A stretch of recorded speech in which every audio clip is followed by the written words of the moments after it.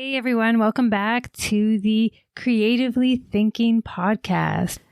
Join Carolyn Botello as she uncovers the inspirations behind some incredibly creative minds that are orbiting our local communities. Hello, Hugh Gardner. How are you? Oh, very well, thanks. It's nice to meet you, Carolyn.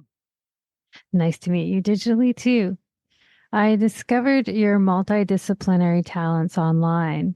You are a musician who plays the saxophone and an artist.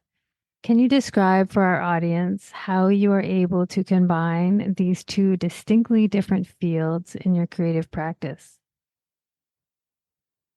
Well, Carolyn, for combining music and visual art, I find both are an iterative process. So you have a vision of something in your mind, and then you keep shaping and reshaping your medium to move it towards the form that you have in your head. So in visual arts, you put a line or a dab of color on the canvas, and you just keep adjusting it until you're happy with the outcome. And some of that is practice, that you know where that dab or what kind of line needs to go where to get the kind of thing that you're looking for. So with music, you hopefully do all that iterative work in practice, but when you are improvising, you do some of that in real time in performance as well. Now, in college, I had a course in C+ computer programming that I really loved because it was the same iterative process. You would write some code and then you'd run it to see how close the outcome was to what you wanted it to actually do. So then you would go back and you tweak and correct that code, and you keep doing that until you were happy with the outcome. Yeah, it sounds like a lot of exploration. It's great. Yeah. I like to ask all artists, what was it that made them choose this field as a career path? Was it working with your hands, your emotional insights, or something else? Well, Carolyn, I've been involved in visual art and music from childhood. When I was in elementary school, I took piano lessons and did a lot of drawing, and I asked my parents for an oil painting kit one Christmas. In high school, I actually first considered going into commercial art as my career and attending the Ontario College of Art, but then felt the call to church ministry, which I thought would have the added benefit of using my artistic and musical skills as well as my desire to learn more in the humanities. So I graduated with a Bachelor of Arts from Queen's University, majoring in history, with the plans of doing a Master's of Divinity, which was a prerequisite to ordination. However, I changed my plans and then attended St. Lawrence College for a diploma in instrumentation engineering technology. So something completely different. And that's my day job. That's the field where I currently pay my bills. So I like to think about this in terms of a quote from the movie Dead Poets Society, in which Robin Williams says, and now this is paraphrasing, engineering, business, and medicine are noble pursuits and necessary to sustain life. But poetry, music, and the arts are what we stay alive for. Yeah, that's exactly right. I saw you recently celebrated a 100th anniversary. Can you share with our audience what that is all about? Is this your love of music or art that you are celebrating an anniversary for? I believe what you're referring to is the 100th anniversary of the Upper Canada Music Association, which is our local music union. As part of Jazz Month in April, the Upper Canada Music Association celebrated their 100th anniversary with weekly Tuesday evening jazz concerts at the Brockville Public Library, which were free to the public as they were sponsored by the Music Performance Trust Fund. I performed with Sue Baker and the Rhythm Makers on April 23rd as part of that series. The series also included performances by the Maurice Lameau Trio, the King of Swingers, the David Druce Sextet, and the Matthew O'Halloran Trio. That sounds great. Sounds great. Like a great way to celebrate. They also had cake. That's always a way to inspire the public to attend. And they drew a lot of people, and the library was a great place to play. Yeah, I bet you the acoustics were probably really, really good for that. You may have already answered with this, but where did your love of the saxophone originate? Was there someone in your family that introduced you to this instrument, or were you familiar with jazz from a young age? Expand on what brought you. Can you expand on what brought you to love and learn this instrument you now play? Certainly, Carolyn. Um, in elementary school, we had some instrumental music classes, and I was assigned the clarinet, which I could only produce horrible squeaks on, while my best friend Jim got the saxophone, for which I was terribly jealous because I thought the saxophone was cool and sexy. So when I went to high school and went to music in grade 9, I was determined that I was going to get a saxophone, which I did. At the same time, in elementary school, I found a picture of a saxophone player in a photography magazine that really spoke to me. The picture was from some sort of outside festival, and the player was totally enraptured in the music he was playing. And to me, he was just a vision of freedom and expression. He had long hair and a beard, and he had one dirty bare foot held up in the air as he was just totally engrossed in his music. Now, I did a drawing of this picture during a summer art program I was in between elementary and high school. And then later in high school, I did an oil painting of the picture during an evening art class that I took at St. Lawrence College with a local artist, Henry Byfinger. So that picture is currently hanging in my living room, and people refer to it as Saxaphone Jesus. Oh, that sounds funny. um, my high school music teacher, John Palmer, had just graduated from a program in jazz at Queen's, and he taught us jazz improvisation.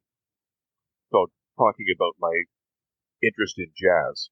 Um, for an adolescent filled with, as adolescents are, with powerful new feelings and fueled by hormones, I found jazz improvisation will be a powerful way to express those feelings and release some of that energy. In a positive way too, yeah. Oh yeah, Yeah. yes, and with a group of friends and kind of a wholesome environment. At the same time, I was also involved in the charismatic Christian movement, where I gained the gift of tongues, and I found that both jazz improvisation and speaking in tongues were similar forms of expression. In both, you use a vocabulary within a loose structure to form an emotive expression. With tongues, you use sound parts and the rhythms and phrases of speech to communicate an emotive state. With jazz improvisation, you do much of the same thing, except with a vocabulary of rhythms and riffs and patterns within a chord structure, such as the 12-bar blues form. That sounds great. A great way to release these kinds of like you were saying, the hormones and just sort of what am I trying to say here?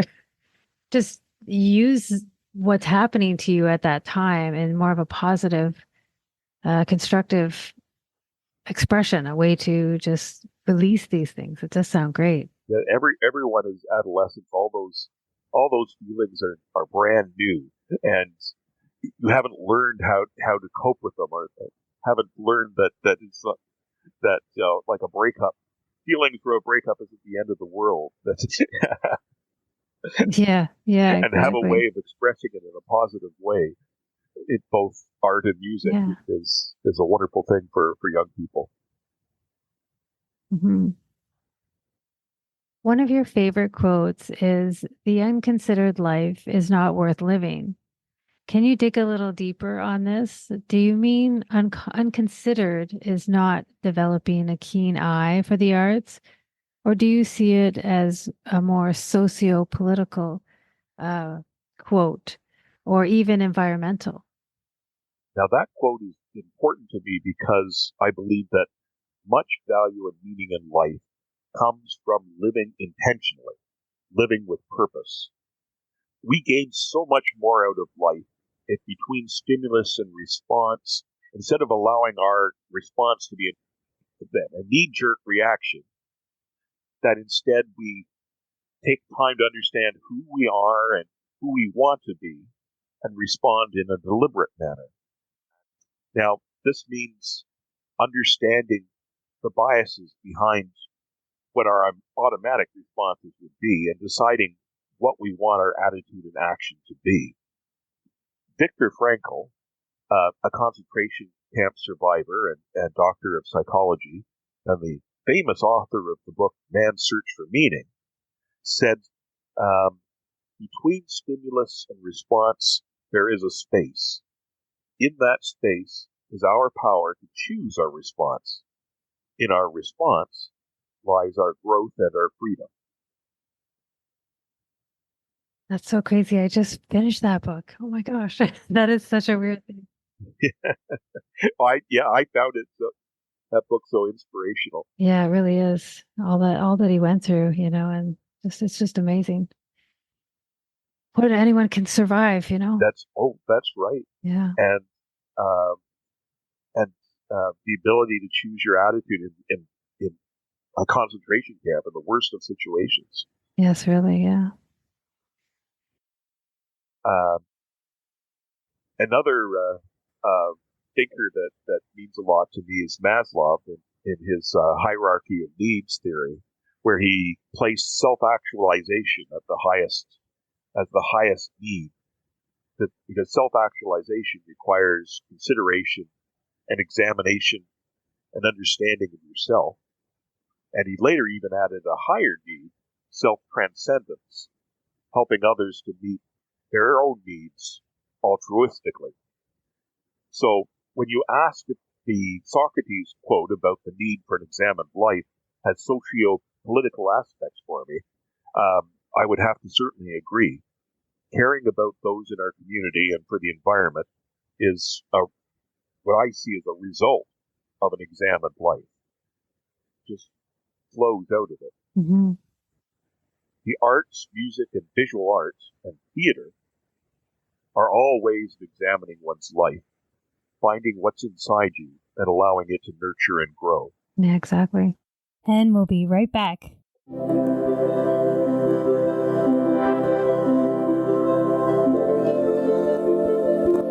I also saw on your credentials, you are an adamant believer in God.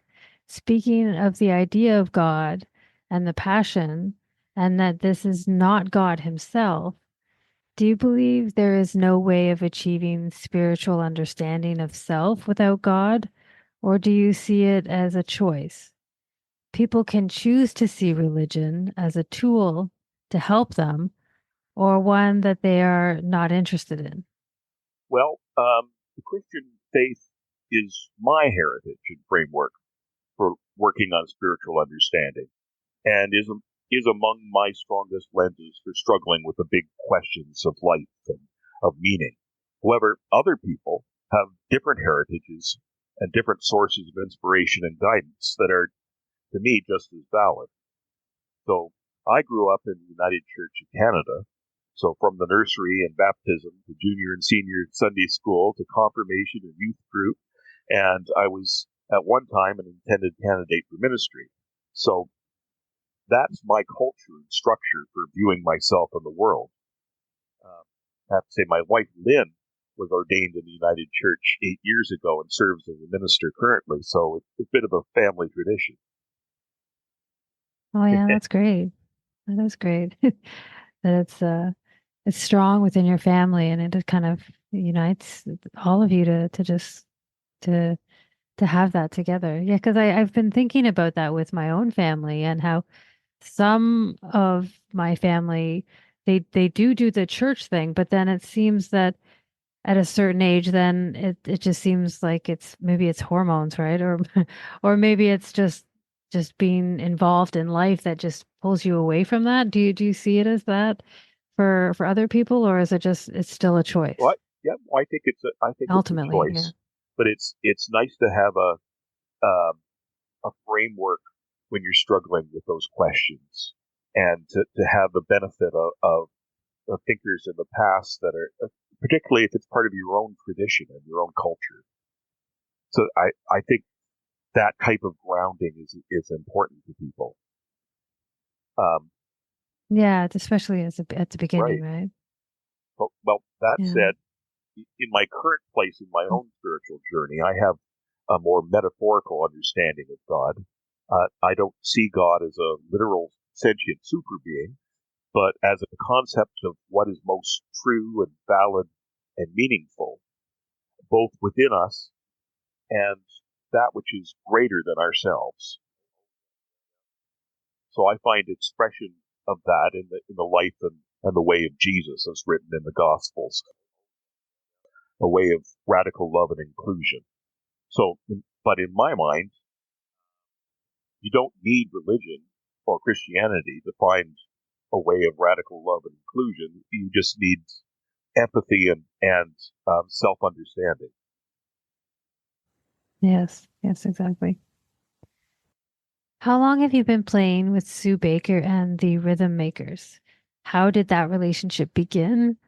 And was it something that developed in Brockville, or was it something that began many years earlier?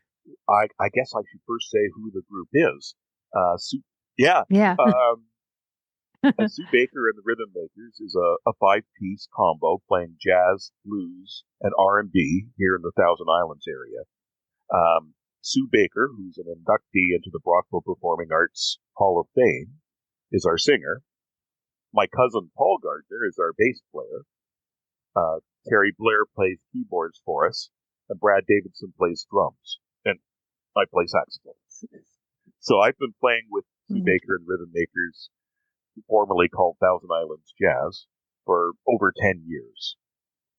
I got involved with them in, that's 10 years ago, when I heard them play at one of the palliative care telethons here in Brockville.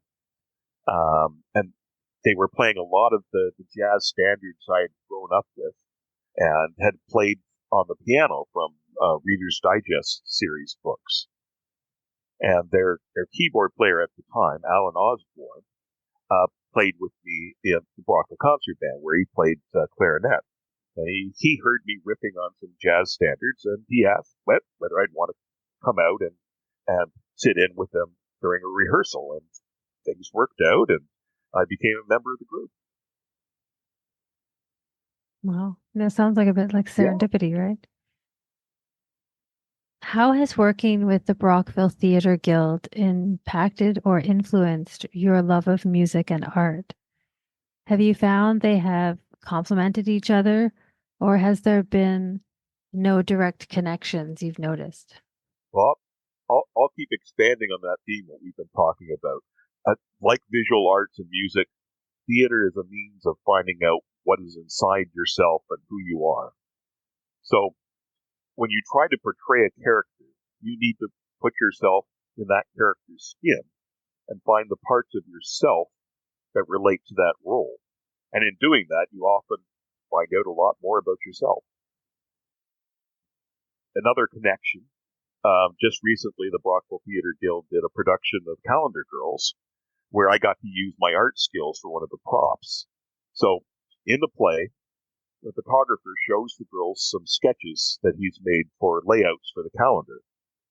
That they're because they plan to do a photo shoot of calendar girls of these more elderly women from this flower society in sort of boudoir type shots, and I got to do the sketches, that were used as a prop for on the stage for that scene.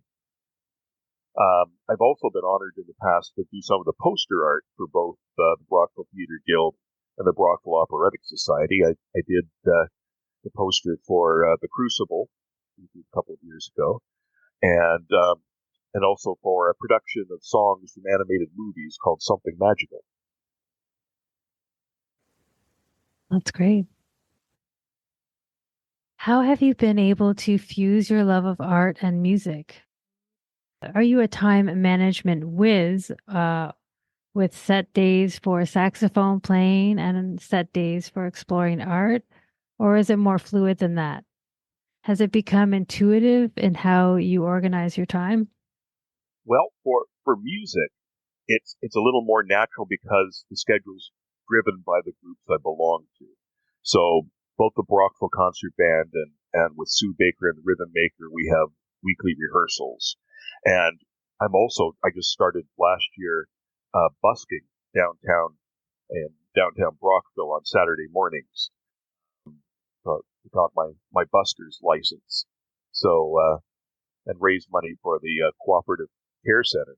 So that sets sort of my sort of set times for music and also for performances. Like with the Rhythm Makers, we perform once or twice a month. So between rehearsals and performances, I also try to practice every evening when I'm not at a rehearsal. Now, for art, it's much more when the inspiration for a project strikes, but it also involves taking art classes. So I've been taking a few classes with Bob Shackles at the Arts Hub in Brockville. And I also try to do a little drawing every day by doing doodling at my desk. So, and particularly during conference calls. So my desk is littered with scrap papers with doodled faces. And I used to do that in face-to-face meetings, and I had a manager who was not pleased with me doing that at all.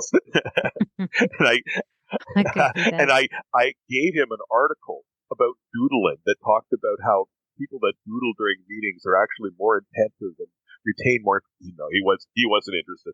The optics was not good. But now Yeah, he wasn't impressed. Yeah, not impressed. But now most of our meetings are conference calls, Teams meetings. So we're in our offices since COVID, and so no one's there to criticize the doodling faces. Yeah, no one sees all the masterpieces you're coming up with, do they? That's right. Well, sometimes I'll take a shot and post it online. Well, that's great. Yeah, it's good to show others what you're occupying your time with other than your day job, right? Yeah. Do you see your career with the saxophone as expanding beyond Brockville? Do you see yourself adding or changing your current routines to include any new instruments or new musicians? Or is your current setup something you wouldn't want to change? Well, I plan to retire from my day job sometime in the next 2 or 3 years, and I can definitely see myself expanding my music and my art. But when that happens, I would definitely put priority on continuing to play with Sue Baker and the Rhythm Makers. I was recently asked if I was interested in playing with a soul band out of Ottawa, so it was tempting. Between work and my other commitments, it just would have been too much. After I retire, I talk about other instruments. I took piano lessons as a child and still play piano, but I can see myself working more on my piano keyboard skills. Yeah, that's always something that can use further refining, right? Just like most instruments, I would think. Yeah. Oh yes, yes. Reading some of your online credentials, especially your favorite quotes, you seem to be a bit of a philosopher. Would you say it is your experience with religion, music, or art that has shifted your perspective this way? I would say yes. All of them. In a short answer, yes. And they're all interrelated. Yeah. I did study some philosophy in university as part of a course on the history of Western thought. Wrestling with my religion also played a large part, but I probably attributed my philosophical outlook mainly to periods of depression. So I suffer from a bipolar affective disorder, which includes or has included long periods of depression. And during those periods, I would try to understand why I was depressed, and as if it was something in my life or my situation or my outlook that was causing me to be depressed. So I spent a lot of time in introspection, and I think that has had a large role in trying to define what's meaningful and how I should approach life. Mm-hmm. Yeah, having philosophical sort of ways of thinking just really helps to just understand things a little bit more, right? It just I definitely agree. Yeah. And understand yourself about why you do the things you do. Mm-hmm. Right? Yeah, and like you said, it relates with all of the music, the art, the theater. Like they're all sort of interconnected, and it just kind of all works together. Where do you continue to find your inspiration artistically and musically? Do you find intrigue for these fields in the same place, or does their separation artistically keep them integrally on their own creatively? Does the theater have a higher degree of intrigue? Well, I like to think that life is a question that never ends. So inspiration finds us each day. And as we learn more and more about ourselves, we find ever more to express. Visual art and music are also crafts. As we continually practice and hone our craft, becoming more proficient, we find the means to express more of what lives within us. And I think all of those ways of expressing what are in us feed off each other, and that we actually find inspiration for one from the other. So inspiration for the art from the music, and music from the art and the theater. Yeah, they do all work together, don't they? Yeah, I like to think so. Yeah, and it's nice that you can kind of experience all of them together. Well, not together, but sort of. Yeah, that's good. All right, I can't believe, but we got to the end of our questions already. Yeah. No, that's great. Okay, great. Well, thank you for doing the interview with me, Hugh Gardner. And well, thank you so much for asking me. It's a great honor. Yeah, it's been fun trying to just see what artists I can chat with and just listen to what's going on with them and where they're coming from, and it's just nice. It's nice to see. Yeah, I've listened to some of your podcasts, and yeah, that's a lot of interesting things come up. Yeah, it's great. All right, well, thanks again, Hugh, and I will get this to you as soon as possible, and yeah, maybe we can touch base in the future and see where you're at creatively. All right. Oh, great. Okay. All right. You have a good evening. You too. Okay. Take care. Okay. Bye. Bye now. Join me next time as I go down another rabbit hole with another creative professional on their insights, their inspirations, and their ingenuity.